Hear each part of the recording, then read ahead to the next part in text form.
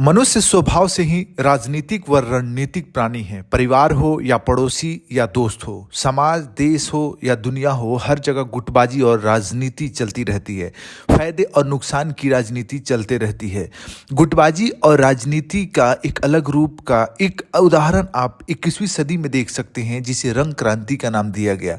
21वीं सदी की शुरुआत में सोवियत संघ के विघटन के बाद कई पूर्व सोवियत देशों में रंग क्रांति की लहर चली। ये आंदोलन आमतौर पर शांतिपूर्ण प्रदर्शन थे, जिनका उद्देश्य मास्को समर्थित सरकारों को हटाकर लोकतांत्रिक और पश्चिम समर्थित सरकारें स्थापित करना था। हालांकि ये आंदोलन आमतौर पर शांतिपूर्ण रहे, लेकिन रूस ने इन्हें पश्चिम द्वारा अपनी शक्ति को कमजोर करने की रणनीति के रूप में देखा।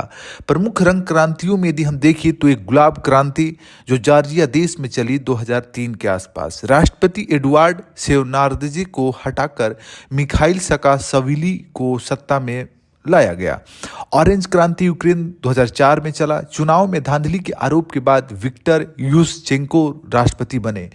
ट्यूलिप क्रांति किर्गिस्तान 2005 में हुआ। राष्ट्रपति अक्सार आकायेव को हटाकर कुर्मान बेक बाकियेव सत्ता में बैठे। इन आंदोलनों को अमेरिकी और यूरोपीय संगठनों, विशेष रूप से नेशनल एडवायरमेंट फॉर डेमोक्रेसी से वित्तीय और रणनीतिक सहायता मिली, जिसका उद्देश्य अमेरिकी मूल्यों और राजनीतिक व्यवस्था का प्रचार करना था। रूस की प्रतिक्रिया इन सब पे क्या रहा? रूस ने कैसे इसका विरोध किया? देखिए, रूस ने इन क्रांतियों को पश्चिमी हस्तक्षेप और अपनी क्षेत्रीय स्थिरता के लिए खतरा माना। राष्ट्रपति व्लादिमीर पुतिन ने इन क्रांतियों को संप्रभुता के खिलाफ पश्चिमी युद्ध कहा और इसे रूस के प्रभाव क्षेत्र को कमजोर करने की साजिश बताया। रूस ने इसे एक हाइब्रिड वारफेयर के रूप में देखा, जहां पश्चिम ने सीधे सैन्य हस्तक्षेप करने की बजाय राजनीतिक अस्थिरता, साइबर युद्ध और मीडिया प्रचार का सहारा लिया। रूस और चीन जैसे देशों ने महसूस किया कि इस प्रकार की क्रांतियां पश्चिम देशों द्वारा कम लागत में अधिक प्रभाव डालने वाली कूटनीतिक रणनीतिक है। विशेष रूप से मध्य एशिया, पश्चिम एशिया और अफ्रीका में इस मॉडल का प्रभाव देखा गया। तो रूस ने इससे निपटने के लिए क्या क्या रणनीति अपनाई?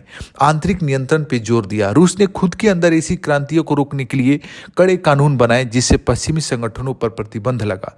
मीडिया प्रोपेगेंडा पर ध्यान दिया। जैसे रूस ने सरकारी मीडिया के जरिए प्रचार किया कि ये आंदोलन विदेशी वित्त पोषण से चलाए जा रहे हैं। सैन्य हस्तक्षेप भी हुआ, जैसे 2014 में यूक्रेन में क्रीमिया के विलय और 2022 में यूक्रेन पर आक्रमण रूस की इस रणनीति का हिस्सा थे। क्या ये क्रांतियां सफल रही? देखिए, रूस का तो दावा है कि इन क्रांतियों के बावजूद अधिकतर देशों में राजनीतिक स्थिरता नहीं आई। पश्चिम समर्थक सरकारें भी भ्रष्ट और असफल साबित हुई हैं। जैसे यूक्रेन को देखिए, 2014 में रूस ने क्या किया? क्रीमिया पर कब्जा कर लिया और 2022 में युद्ध शुरू हुआ।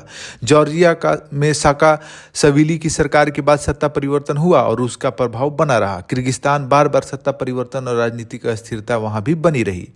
हालिया घटनाक्रम क्या हुआ? जॉर्जिया में गुलाब क्रांति 2.0 क्या देखा जा रहा है? जैसे 2003 की जो पहली गुलाब क्रांति हुई, उसके बाद तत्कालिक राष्ट्रपति एडुआर्ड शेवनार्डजे को हटाकर मिखाइल साकाशविली को सत्ता में लाया गया। शुरुआत में इसे लोकतंत्र की जीत माना गया, लेकिन बाद में साफ हुआ कि यह पश्चिमी हस्तक्षेप के कारण संभव हुआ था।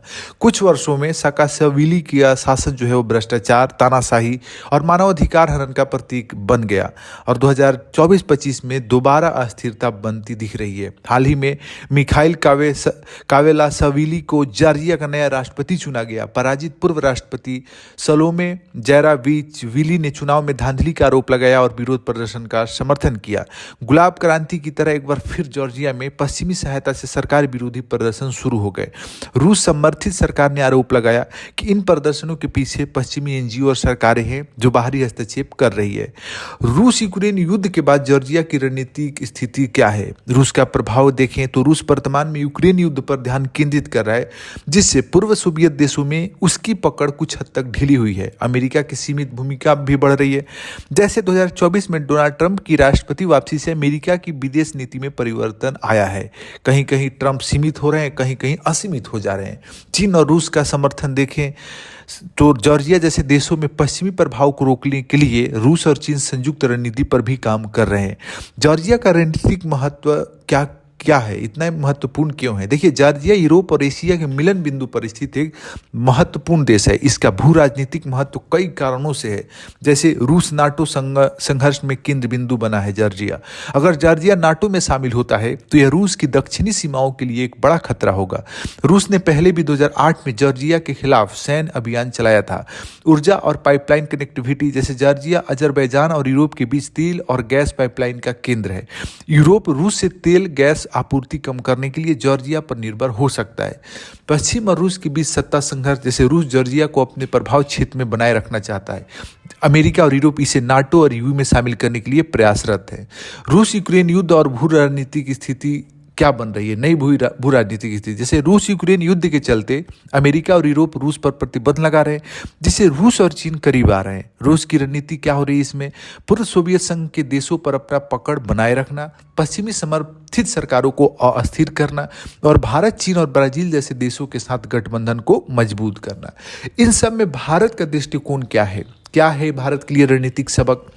देखिए, भारत को इस पूरी स्थिति में संतुलित कूटनीति अपनाने की जरूरत है। जैसे भारत के लिए महत्वपूर्ण क्या क्या क्या क्या महत्वपूर्ण सुझाव हो सकते हैं? जैसे रूस के साथ संबंध बेहतर करना। भारत देखिए रक्षा और ऊर्जा क्षेत्र में रूस पर निर्भर है, इसलिए रूस की चिंताओं को नज़रअंदाज नहीं कर सकता भारत। अमेरिका के साथ संबंध को देखें तो अमेरिका भारत का रणनीतिक साझेदार है, इसलिए लोकतांत्रिक मूल्यों का समर्थन करना उसके लिए भी आवश्यक है। जॉर्जिया रूस संघर्ष में भारत को किसी एक पक्ष का खुलकर समर्थन करने से बचना चाहिए और कूटनीतिक समाधान पर जोर देना चाहिए। भारत की स्थिरता, जैसे भारत को भी यह समझने की जरूरत है कि पश्चिमी देश किस तरह से लोकतंत्र को अपने हितों के लिए उपयोग करते हैं। चीन और रूस की बढ़ती निकटता को भी भारत देख सकता है। जैसे चीन और रूस का गठबंधन भारत के लिए चुनौती बन सकता है, इसलिए भारत को अपनी रणनीति मजबूत करनी होगी। भारत के लिए इसमें क्या सबक है? देखिए, भारत को बाहरी हस्तक्षेप से बचते हुए आंतरिक लोकतांत्रिक सुधारों पर ध्यान देना चाहिए। रूस और पश्चिमी देशों से अच्छे संबंध बनाए रखने की रणनीति अपनानी होगी। आर्थिक शक्ति और तकनीकी विकास को प्राथमिकता देना जरूरी है ताकि भारत की वैश्विक स्थिति मजबूत हो। कंक्लूजन में हम कह सकते हैं कि देखिए, रंग क्रांतियां एक भू राजनीतिक रणनीति का हिस्सा थी, जिनका उद्देश्य रूस समर्थित सरकारों को हटाकर पश्चिम समर्थक सरकारों को लाना था। हालांकि इन क्रांतियों के लंबे समय तक टिकने में असफल रहने के कारण अब दुनिया में नई शक्ति संरचना उभर रही है। जैसे अमेरिका का प्रभाव घट रहा है और वह अब सीधे हस्तक्षेप से बच रहा है। रूस और चीन का गठबंधन मजबूत हो रहा है। जॉर्जिया जैसे देश पश्चिम और रूस के बीच फंसे हुए हैं। भारत को संतुलित नीति अपनाने की जरूरत है ताकि वह अपने राष्ट्रीय हितों की रक्षा कर सके। क्या रंग क्रांतियां अब प्रभावी है? देखिए, 2000 से 2010 के दशक में प्रभावी थी क्योंकि अमेरिका यूरोप का प्रभाव अधिक था। 2020 के दशक में रूस और चीन की शक्ति बढ़ने से इनकी सफलता दर कम हो गई है। अब देश अपनी नीतियों में बाहरी हस्तक्षेप को सीमित करने की ओर ध्यान दे रहे हैं। भारत को क्या करना चाहिए? स्वतंत्र और संतुलित कूटनीति अपनानी होगी। रूस और पश्चिमी देशों के साथ अच्छे संबंध बनाने होंगे। आर्थिक और सैन्य शक्ति को प्राथमिकता देनी होगी ताकि वैश्विक मामले में भारत की स्थिति मजबूत बन सके। तो हम कह सकते हैं कि देखिए, रंग क्रांतियां अब इतिहास का हिस्सा बन रही है और आज की राजनीति में देशों की आंतरिक स्थिरता और स्वतंत्रता नीतियां अधिक महत्वपूर्ण हो गई है।